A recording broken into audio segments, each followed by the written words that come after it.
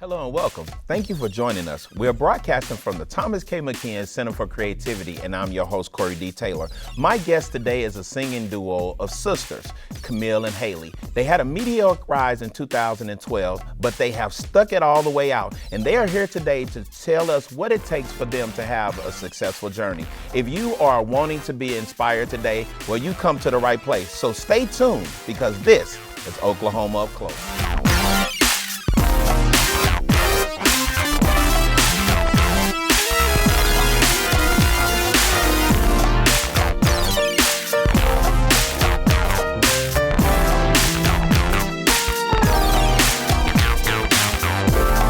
Hello and welcome back. We are here with singer and songwriters Camille and Haley. Hey ladies, how you doing? Hello. That's good. Well, I'm glad you all got a chance to make it with your busy schedule and everything. So tell me, what have you all been up to?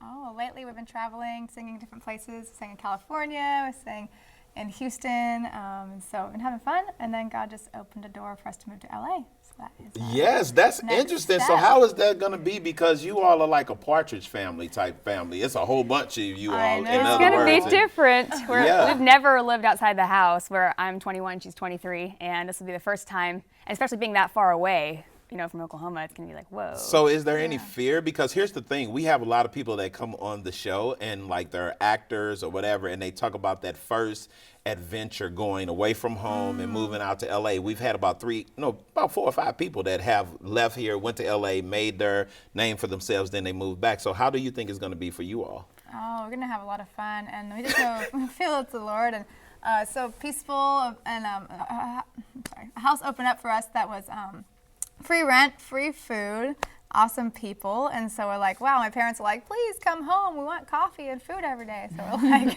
they're and like, she makes it every day the too. door's always open for you guys, and we're like, well, we really want to like be away for a while and just seek, do the journey and everything, and we know we can always come back. We love Tulsa. We'll probably be back and forth recording, and so it's not maybe. We have a really good move. studio here at Drap Studios. You all are traveling, 23, 21, and you all have been in, and I alluded to you all being like a Partridge Family, which everybody that watched Partridge Family know they were about music. The whole family was musical, and you all come out of that type of family. Yeah. So mom sings, dad sings, everybody plays instruments. So how is it going to be? Because I know your group is Camille and Haley now, and you used to be the First Love Band. So how is that going to be separating? I know you're going to leave parents, but now with leaving the family musically, how is that going to be for you all? Yeah, we've done a lot of church music with the family. They played drums and sometimes bass and different things, and so. But lately, we've been doing a lot of just duo stuff with Haley and I for the last few years, and so we try to add them in. But they have a lot of other stuff in their lives: girlfriends, work, school, and so music is not their full passion.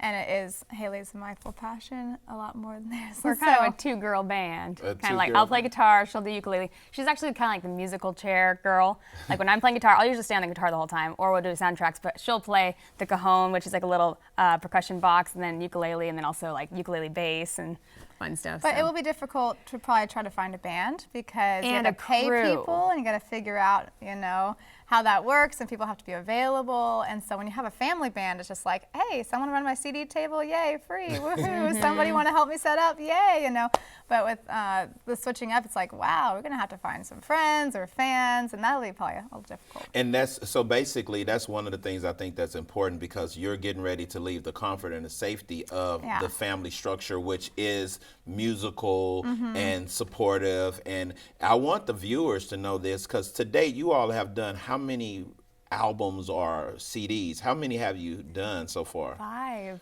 5. And I want the viewers to hear that, because you're 23 and 21 and you've already put out 5 CDs. So there's a lot of music out there and it's great stuff. So let me ask this question, because 2012, you all did a song called Game On.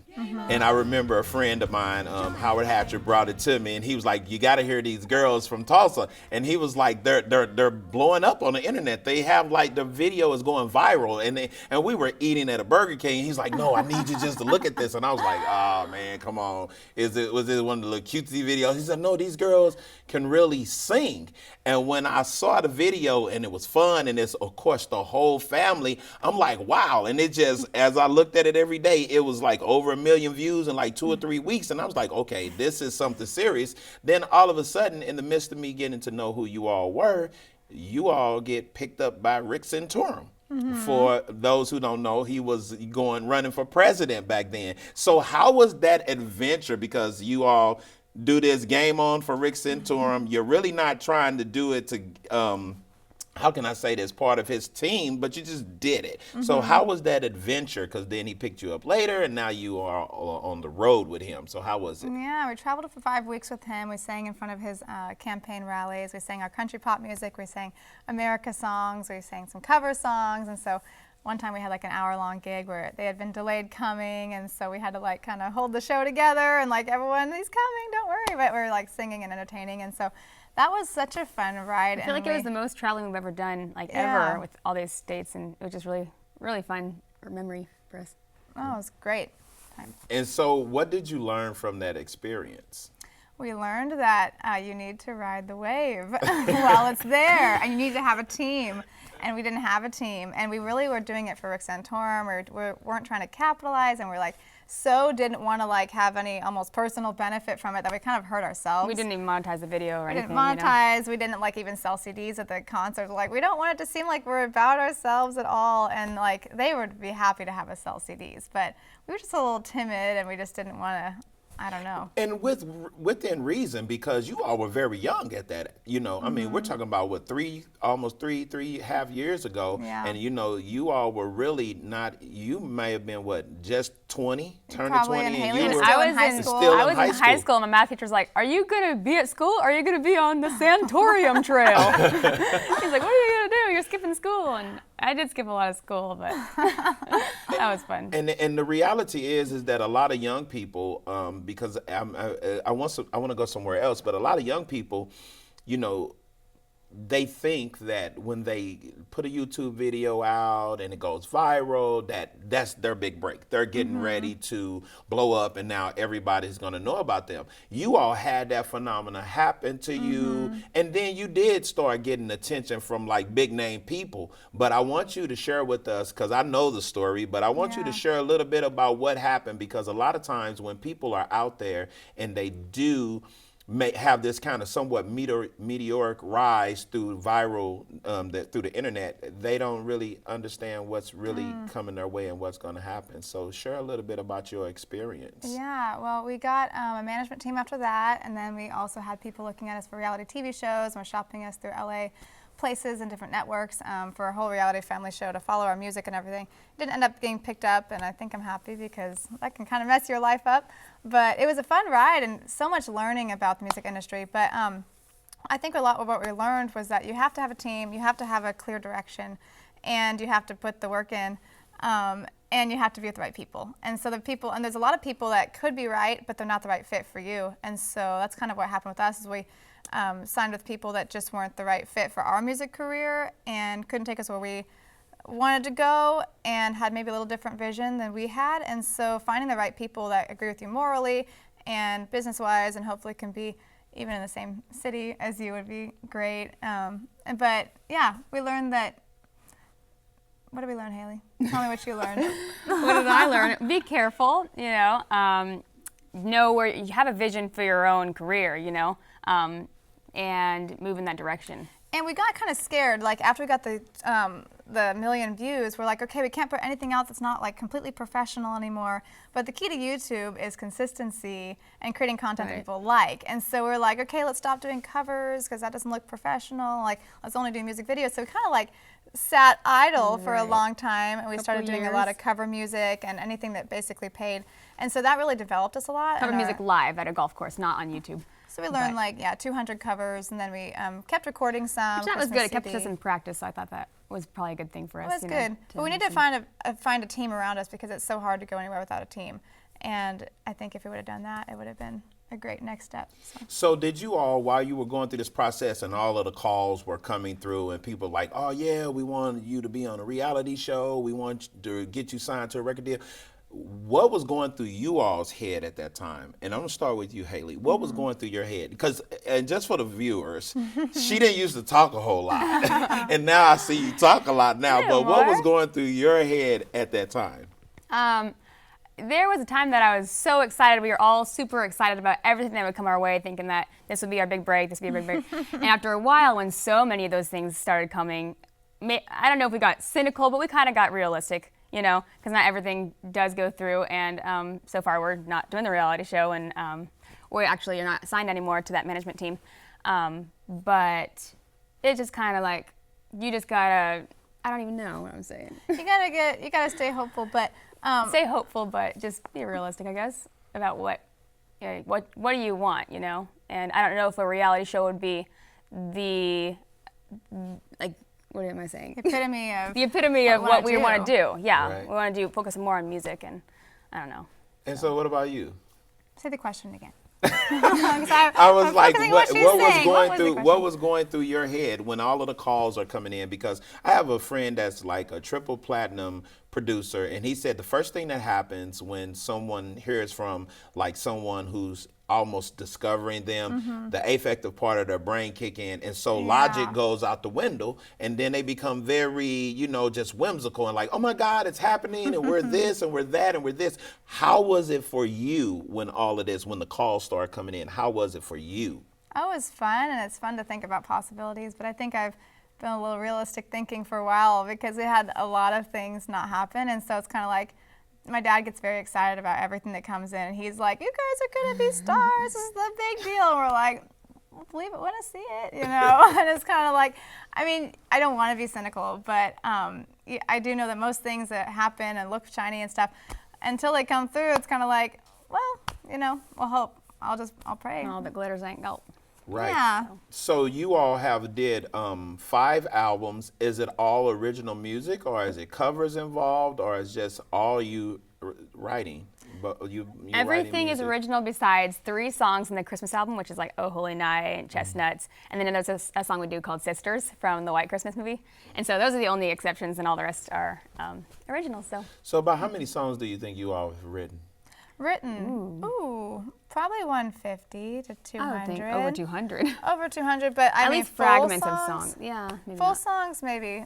I don't know. Maybe 100. 100 probably 100. full songs. Y'all said maybe. It is hard to 100. finish We songs. we haven't calculated how many we've actually done. At one time, I think I did it back in the day. But we've recorded 53 of the songs, and we have a lot more to go.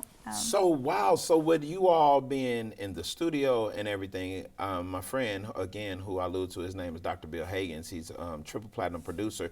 He said this, he said that usually when a songwriter is really accomplished, you know, they're gonna have a catalog where they've written like 200 plus songs all the time. So you all are well on your way. So as songwriters, what does it take for you all to write a song? What is your method of writing a song? I play guitar and I play piano, and so I think being proficient at an instrument really helps. I'm better at guitar than piano, and so most of my songs come from guitar. And then I think co-writing, I've always had Haley as a co-writer, which has been such a blessing because I can bounce ideas and I'm saying like all these stupid things, and Haley's like, that's not good, that's good. And I'm just like, well, I just got to get all of my brain. This is where I want to go with the song. This is the idea. This is what I want to say in the song, and then just help me flesh it out and help me get the right emotions. And she's like, no, that sound is in a different song. That's like a familiar melody. She's a lot more into the music world than I am as far as other people's music. I spend a lot of time just writing my own, and Haley's like always listening. So it's a great like combination. But I found that having a co-writer is such a blessing. And then also being in the studio, my dad would just book studio time and say, do you have a song done? Oh, you don't? Okay, finish it by tomorrow because we have studio time. Wow. And we're like, ooh, wow, deadlines just really help. And a lot of our writing has slowed down because we haven't been in the studio in a little bit. And I'm like, wow, what was making us write so much? It's like when you have a deadline, when you have a goal, when you have something that pushes you, it just helps the creativity flow so much more because you have to do it. It's not like, oh, I can write a song if I do or don't want to. But I guess how the songs come is just. She'll usually start them on the guitar, and I'll maybe help steer them or edit or melody just wherever it needs to be tuned, I guess. And so you all are multi-instrumentalists. You're very, very talented. That's evident. So when you are writing, who is the one that really, really loves? I know you both like to sing, but who is the one that really loves to sing? Like they just get into it, and they, I mean, there might be runs and this, and then and you got to calm them down. Like, okay, let's continue to write the song. And so that's you. Yeah. So when you sing, what is it that makes you do the singing in the way you sing? Like, who is your inspiration? Well, I've always been inspired by like Broadway style stuff. My dream is to, you know, sing and act at the same time in a Broadway type style, whether it's Broadway or like something smaller. But you know, Disney, just growing up listening to really magical Disney songs, or and of course when Taylor Swift came out, I just loved Tim McGraw, and I learned guitar actually because I wanted to play that song. But Sarah McLachlan, Regina Spektor, Ingrid Michaelson, especially her. I have a lot of influences, and she doesn't have as many because I listen to more music than she does, but it's kind of like I have like 50 influences, she has not very many at all. So sometimes. Haley is my influence.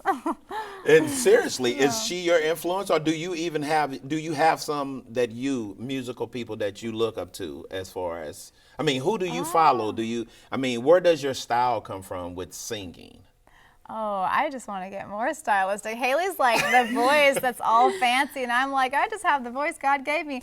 And I'm just like, now I'm like trying to be more like, Haley's really into acting, and so she really puts herself into it. She is completely feeling the emotions right there, and I'm kind of like, is that disingenuous? Like, if I'm not feeling it, you know? And so I'm like learning that music is acting, and it's performance, and it's everything together. So I'm having to kind of unleash some different stuff in me that is more vulnerable. And so we do about 50-50 singing and leading different songs. And sometimes with like a more emotional song, I'll lead it. And if it's a more like fun, stylistic song, Haley leads it. But we like to get to the point where we can both do either one, and she can do either one. So we both do both. And speaking of like to have fun, because if people go Google you all, like most of your videos, they're never really serious.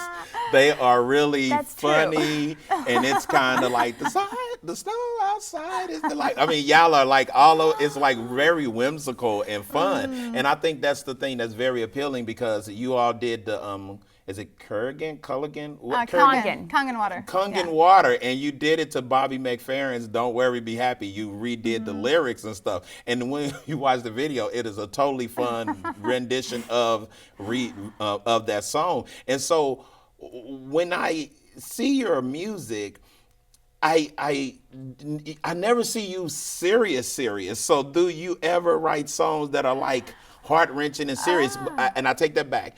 I saw you all do the sex trafficking song. Right. You were serious, but y'all still look like y'all were having fun. Oh, good. And so tell me, why is it That's that funny. You know, a lot of people when they write, songwriters, they are so passionate that their songs go real dark, you know, and even though it's great, it's real dark. But every time I hear you all sing a song, it's always upbeat, like the Boogie Woogie Bugle Boy from Company B. Y'all always had that uplifting sound. So what is that? Why? Oh, we've lived a very happy life. We've lived at home for 23 years, and so that has been a great thing. And Dad is the Energizer Bunny, literally. And he's always like, you can do it. He's so positive, and our family's a Christian family, and we always go to church. And so, I don't know, we just have just a lot of joy in our lives. And also another thing with our music is, I have some sad songs, and I've written some sadder ones, but not like dark, and I don't ever feel dark for one. Right. But our music vision is, tell them our mission statement. To fill the world with virtue and humor through music and media. Right, because I see some of your music, and it's kind of like little jingles. Yeah. Yeah, we do write jingles too. Right, I noticed that. We like companies. Yeah, y'all write jingles like the Kangen Water. You wrote like a little jingle for them, and then you did something for the Salvation Army. Why the jingles? You know what I mean? Why? Is it that y'all just want, of course, your mission statement, but what? You know, why? Because when so many people are like, I got to make this hot song to hit the charts, that's not kind of what you all do.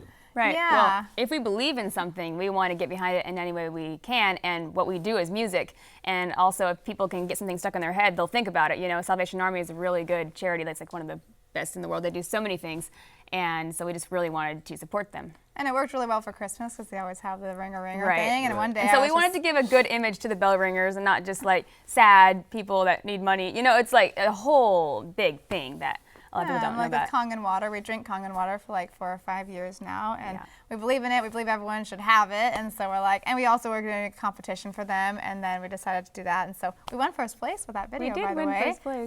with the performance at the conference. Thus, you traveled and went to different conferences. So, from your experience with Rick Santorum and all of the calls coming through, and you could have went on and you could have did these great things, and it didn't happen, but you still salvaged everything and brought it back together. What is the driving force that makes you all continue to keep going? I think our mission, really is to be a good light in music, bring a message forward, whether it's a love song, whether it's a Christian song, worship song, Christmas song. We want to have music that every age can listen to, that your 5-year-old's not going to be defiled by, and that will get your brain. That's a big thing. You know, we really want to have music, and with all of our cover songs, make everything clean. And I think that, I don't know, we have a lot of standards in us, and I always feel the need to help other people in the area that I've been helped. She's like Mother Camille. Mama Camille and Baby Haley. Baby Haley. Well, I want to do this. I know that you brought your guitar. I want you all to sing, okay? So just grab your guitar, and I want you to tune up, do what you got to do, but I want the viewers to be able to hear you all in these amazing voices. Now, you said you wanted a sad song, right? No, I want y'all to do what you do best. Okay, well, this song, we're going to finish it today, recording in the studio. We're going to redo the vocals, but it actually is a kind of sad song with some hope in it. So you're going to get to see the dark side of Camille and Haley. I don't want to see The dark side, right. It's not dark, it's just a fun one. But it's called If You Came Back, and so wrote it like 2 years ago? 2 years ago this month. So Just recorded it. So we'll be on, it's going to be like the first song on our new album. So we're probably going to do a Kickstarter campaign to get that started up. But. So we have 5, and we haven't been putting music out, so we're like, okay, we got to at least start ourselves on the next album, and so this is the first song of the next one. That's called If You Came Back. I don't know if you've heard this one yet, so.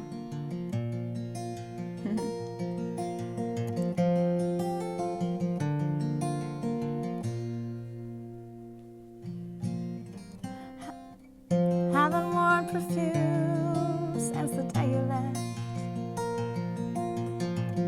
Haven't heard that tune since I can't remember when. Haven't been so confused since we said goodbye. Now I'm just missing you every day and night. But if you came back into my life, never mind the past, you'd be my sunshine since you've been away. I realize I need you more than anything in the world. And oh, how I miss you.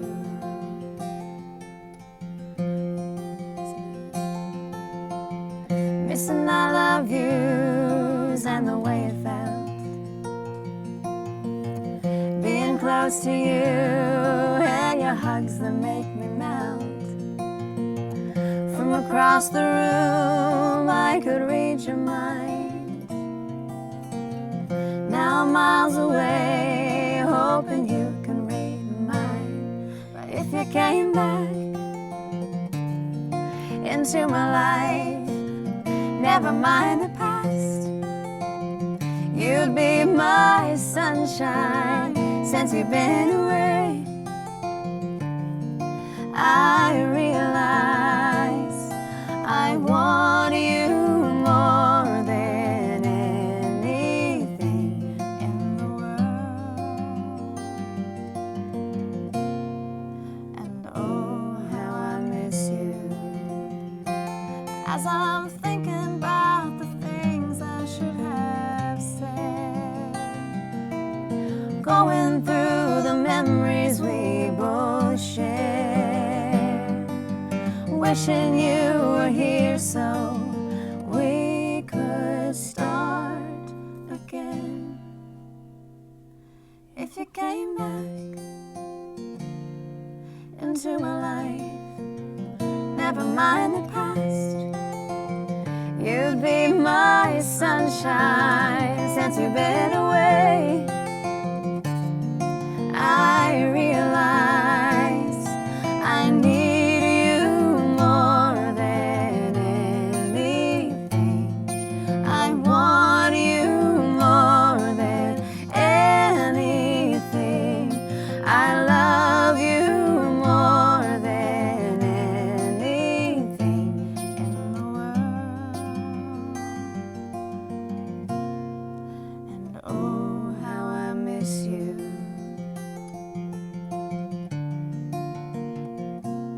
If you came back. Wow, that was nice. Oh, hey, look, I got goosebumps. I was sitting over here like, I'm about to start crying. I was like, come back. My gosh. Wow. So, man, that's a breath of fresh air. And for me, from the first time that I saw Game On and then I got a chance to meet you all personally, I just knew it was something special about you all. And I believe that the world needs to hear what it is that you all do. I mean, two sisters, beautiful songwriters, great singers, play instruments. Come on. Like, aww. I get it. Everybody else is going to get it. But, you know, everything works out in due season. So this show, Oklahoma Up Close, is all about what it would take for people to learn from you. What is success to you and how do they obtain it? So in about 10 seconds from you, Camille, what do you think it would take for a person to be successful? Oh, I've been listening to Zig Ziglar a lot lately, and that's been helping my own personal success. But he talks a lot about how you can't have like success without like personal moral success. And you have to stay true to who you are, and you have to do things right along the way. And it's not just about what you get at the end. It's not about the gold and the glam and everything. If you lose yourself as a person along the way, you've not succeeded. Even if you have the money, if you have the things that look successful to the world, if your relationships are falling apart, if you're not honest, if you're not trustworthy, if you're not, doing the things every day that it takes to be an honorable person, you won't have success in the long run. So I think staying true to yourself. And Haley, what about you? Just persevering. Of course, everyone says don't give up, but I mean, it's true. And a lot of times for musicians as well, it takes about 7 years. They say it's overnight 7-year success. It just takes keep on doing what you are wanting to do and until you break through. Well, ladies, hey, I really appreciate you coming. I know it's been a long time coming for us to be able to do something together, but I'm glad this was the platform. So thank you so much for coming. Thank you for inviting us. All right. I hope you've enjoyed our show today. I would like to thank our guests, Camille and Haley, for joining us. Think about this. Change is inevitable, but your attitude towards that change, it is always optional. Until next time, keep looking forward.